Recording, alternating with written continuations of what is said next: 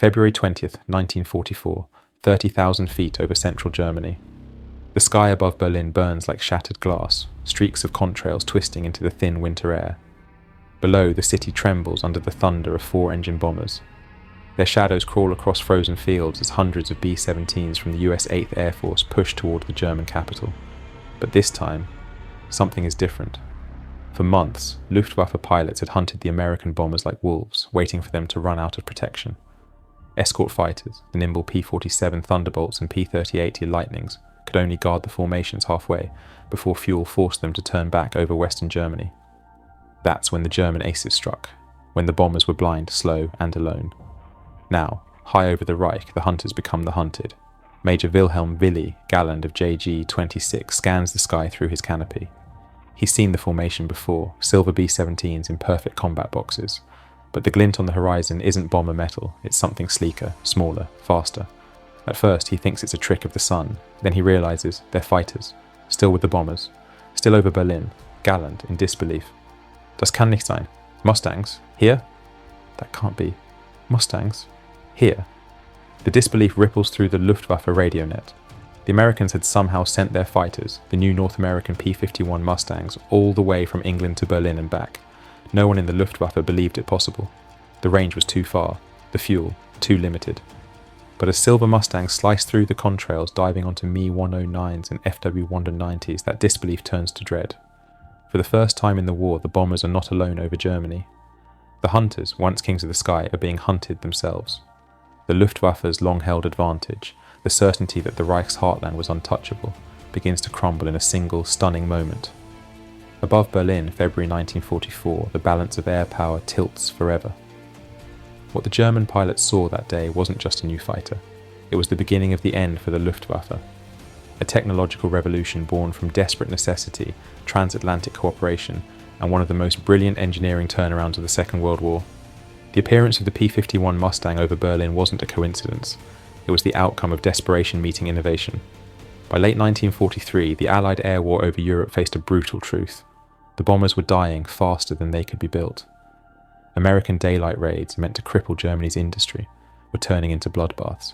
Entire squadrons of B-17s and B-24s were erased before reaching their targets. The idea of precision bombing was crumbling under the reality of German air superiority. Losses were severe. Enemy fighters attacked in waves. Escorts could not stay with us. Beyond Düren, request long-range fighter immediately. Every American general knew the statistics. Without effective escort, bomber crews had less than a 25% chance of surviving their first 25 missions. But there was a paradox. Fighters could not carry enough fuel to reach the heart of Germany and still dogfight. Adding more fuel tanks made them too heavy, too slow. Every solution seemed to sacrifice either speed or range, both fatal in air combat. Then, in an unexpected corner of the war effort, an answer emerged. In 1940, before the US had even entered the war, the British Purchasing Commission had approached a relatively unknown American company, North American Aviation, asking for a fighter to supplement their existing P-40 Warhawks. Within 117 days, North American's engineers designed a prototype from scratch, the NA-73X, a sleek, low-drag airframe that looked more like a racer than a warplane. At first, the US Army Air Forces barely noticed it. The early Mustang, powered by an American Allison engine, performed well at low altitudes but lacked power at high altitude, useless for escorting bombers over Germany. The breakthrough came when the British did something audacious. They removed the Allison engine and replaced it with a Rolls-Royce Merlin 61, the same engine that powered the Spitfire Mach 9. The transformation was immediate and historic. Suddenly, the P-51 could climb, fight, and cruise at altitudes above 30,000 feet.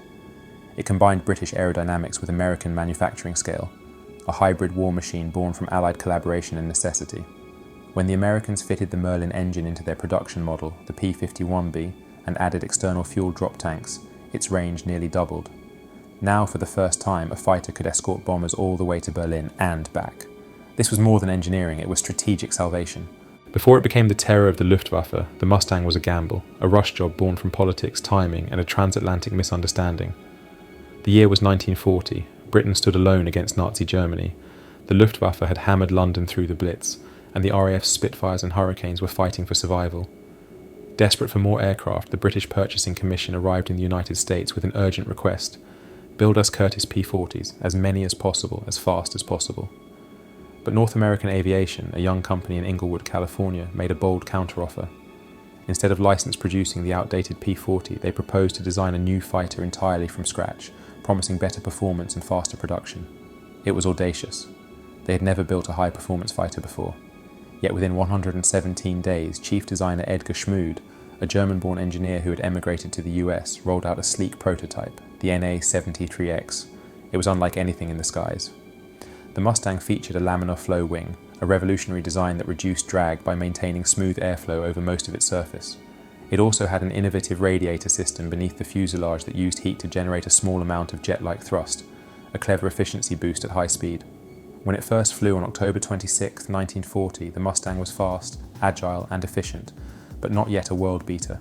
Its Allison V1710 engine lacked power above 15,000 feet, making it unsuitable for high-altitude combat. Still, the British ordered it, using it for low-altitude reconnaissance and ground attack missions. The early models, the Mustang MKY and MKIA, proved reliable, but their true potential remained hidden. It took another outsider's intuition to unlock it. British test pilots, impressed by the Mustang's aerodynamics, realised its only weakness was the engine. They wondered, what if we gave it the heart of a Spitfire? In 1942, engineers at Rolls-Royce's Hucknall facility began testing Mustangs fitted with the Merlin 61 engine. The results stunned everyone. The modified Mustang climbed faster than a Spitfire, flew farther than any Allied fighter, and reached speeds approaching 440 miles per hour. Word of this hybrid reached Washington and the US Army Air Forces.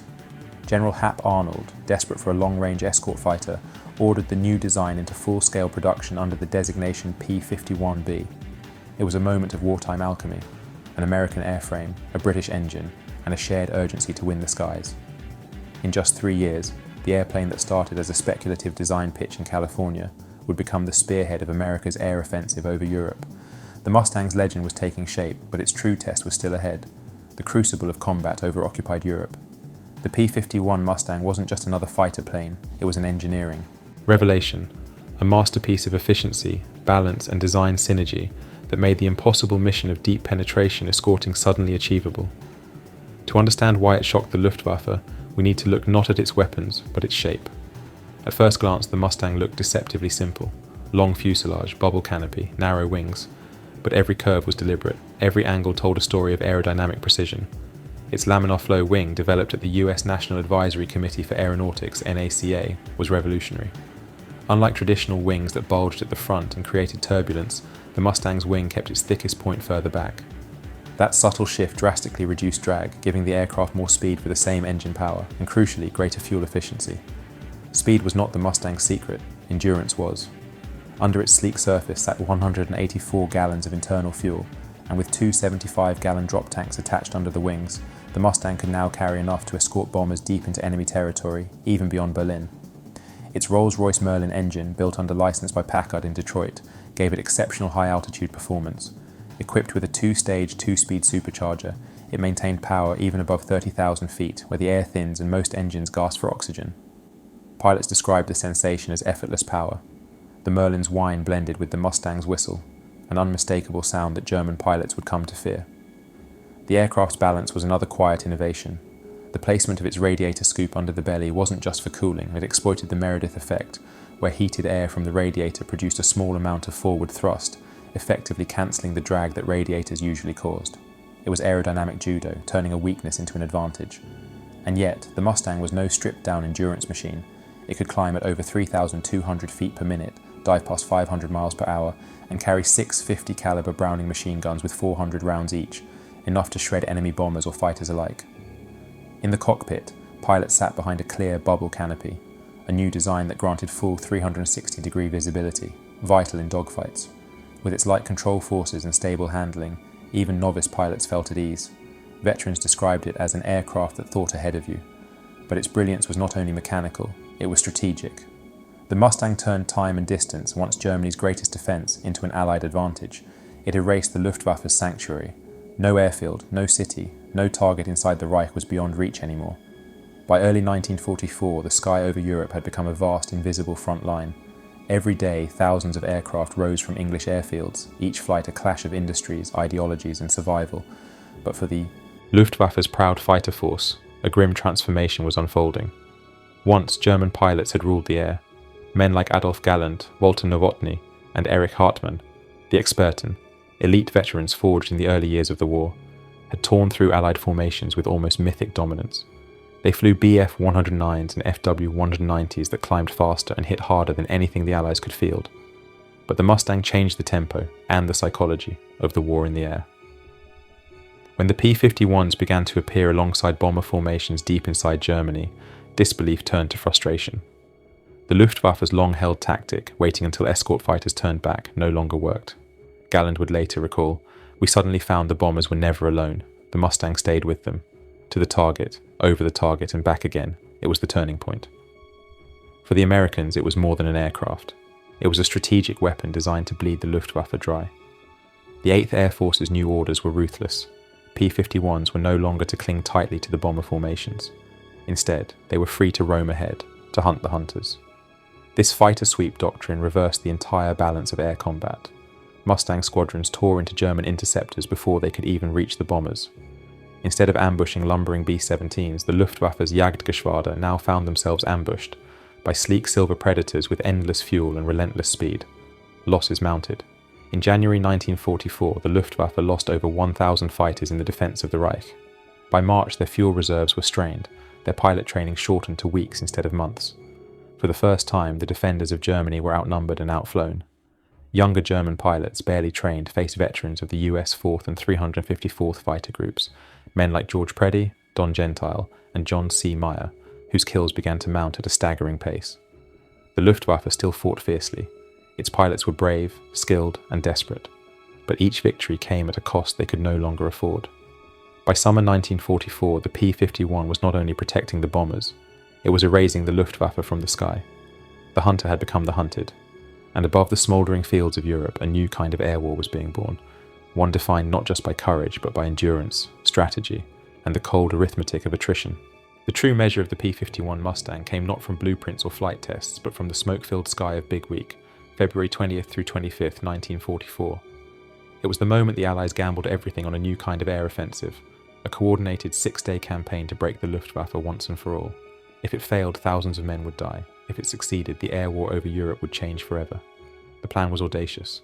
Hundreds of B-17 flying fortresses and B-24 liberators would strike deep into Germany, targeting aircraft factories in Leipzig, Regensburg, Gotha, and Brunswick. Until that week, no bomber crews had ever returned from such missions unescorted. But now, they would not go alone. Over the white clouds of the North Sea, the P-51B Mustangs of the 4th Fighter Group formed up, their silver wings gleaming like blades in the winter sun. When the German radar operators spotted the incoming bomber streams, the sirens howled from Bremen to Berlin. Luftwaffe fighter controllers scrambled hundreds of interceptors, Bf-109Gs, Fw-190As, from every available airfield. But when they climbed to attack, the formation looked wrong. The bombers weren't isolated, they were guarded.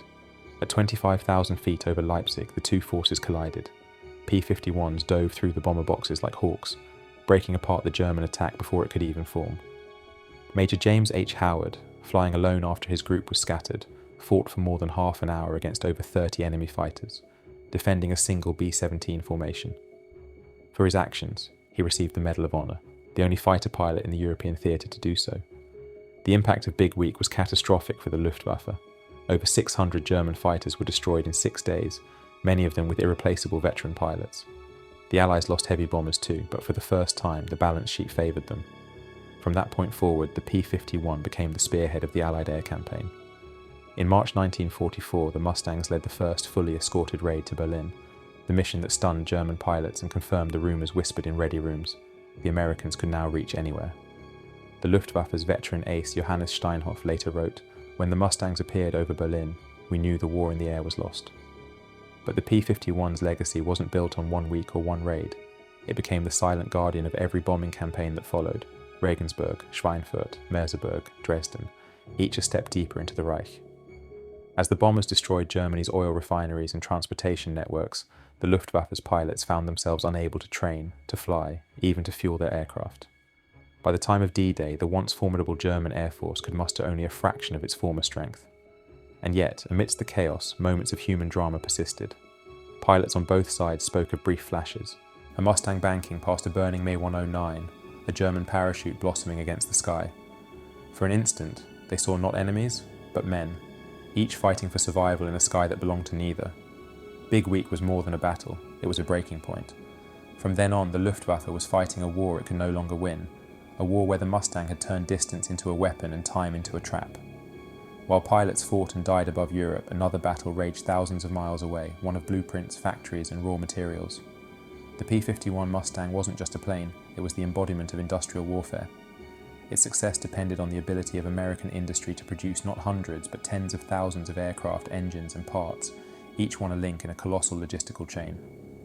At North American Aviation's plant in Inglewood, California, production ran 24 hours a day. Under the glare of fluorescent lights, rows of women riveters, part of the new Rosie the Riveter workforce, assembled the gleaming wings of Mustangs destined for Europe. Across the country, a parallel factory in Dallas, Texas rolled out the same aircraft under license, while Packard in Detroit mass-produced the Rolls-Royce Merlin engine in astonishing quantities. By mid-1944, more than 15,000 P-51s had been ordered. The speed of this mobilization was unprecedented in aviation history.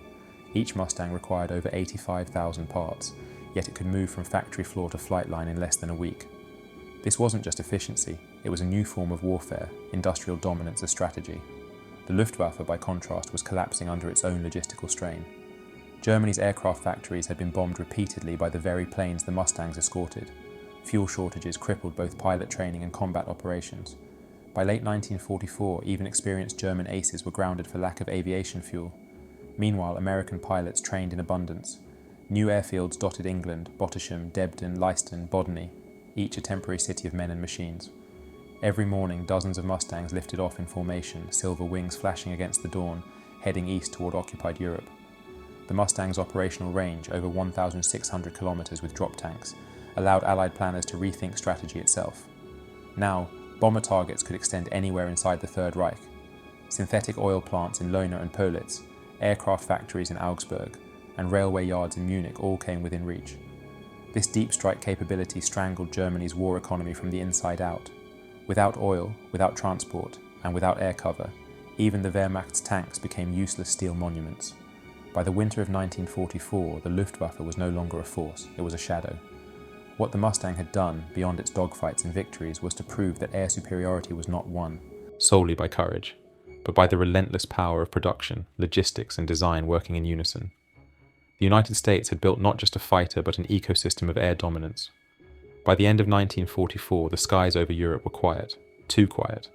The same vast airspace that had once echoed with engines and gunfire was now ruled by silence, the silence of victory. The P-51 Mustang had done what no other aircraft could, it ended the Luftwaffe's reign. But beneath that triumph lay a heavy irony, that the Mustang's brilliance was born not from power, but from fear. Fear that the war would be lost before the bombers could cripple Germany's industries. Fear that Allied airmen were being sent to die without a chance to fight back. And in that fear, engineers, pilots and policymakers had built the perfect machine, one that turned desperation into dominance. Every number told a story of contrast. For every German fighter shot down, another young Luftwaffe pilot was lost, many barely 19 years old, trained for weeks instead of months. By early 1945, entire German squadrons flew with commanders younger than the aircraft they piloted. The Mustang's superiority had become a grim certainty. American pilots, too, paid a price. Long-range escort missions meant hours of frozen solitude over hostile territory, their hands numb, their oxygen masks icing over. They watched flak burst in black blossoms below, knowing that every engine cough or fuel leak could strand them hundreds of miles from home. Victory, they learned, had a loneliness of its own. And yet, the war demanded more. Mustangs strafed airfields, trains and convoys, turning from defenders into hunters. Their 50 caliber guns tore across the retreating German lines, crippling what little remained of the Reich's logistics. It was necessary, it was effective, but it was also tragic. The final merciless efficiency of a war machine designed to end another's dream of dominance. When the Mustangs came, we knew our time was over. They were everywhere all the time. The sky belonged to them. The irony of the Mustang was that it represented both the best and worst of humanity, cooperation, brilliance, sacrifice, all fused into a weapon of destruction. It was proof that technological beauty can serve terrible purposes, and that progress in wartime often rides on the wings of suffering. When the guns finally fell silent in May 1945, the P-51 Mustang had flown more than 213,000 sorties over Europe.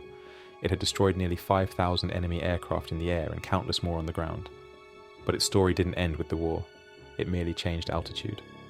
As the world shifted from propellers to jets, the Mustang refused to fade away. It remained in service across the globe, in Britain, Sweden, Australia, Israel, and South Korea, each nation writing its own chapter in the legend of the P-51. When the Korean War erupted in 1950, the jet-powered F-86 Sabre dominated the headlines. But in the early months, it was the old piston-driven Mustang, redesignated the F-51, that flew low over the mountains, strafing enemy columns and covering retreating ground forces. Once again, it was a lifeline, durable, precise, and still deadly. The Mustang became more than a machine. It became a symbol of engineering brilliance, of Allied cooperation, and of the dawn of strategic air power. Its design philosophy, range, versatility, efficiency, would shape every modern fighter that followed. From the F-4 Phantom to the F-22 Raptor, echoes of the Mustang's priorities can still be traced.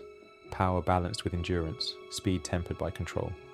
Even its name carried an enduring poetry. Mustang, a wild, untamed horse, free to roam vast distances. It was the perfect metaphor for a nation whose reach had become global, whose influence would stretch far beyond the skies of wartime Europe. Before the X-1, I flew Mustangs. She was smooth, forgiving, taught me how to fly on the edge of performance. The Mustang didn't just win a war, it helped teach the world to fly faster.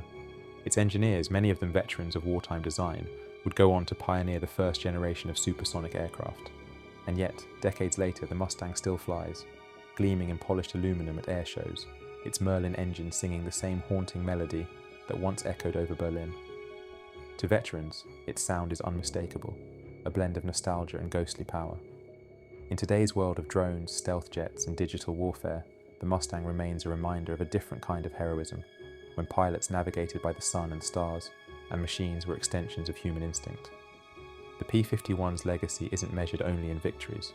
It's measured in the bridge it built, between man and machine, between nations, between the fragile dream of peace and the terrible necessity of war. February 1944, a German pilot looks up through a cracked canopy and sees a silver shape above him, sunlight glinting off its wings like a blade, a P-51 Mustang. He knows what it means, not just defeat, but transformation. The world of warfare, of aviation, of human ambition has changed forever. The Mustang's arrival over Berlin was more than a tactical victory.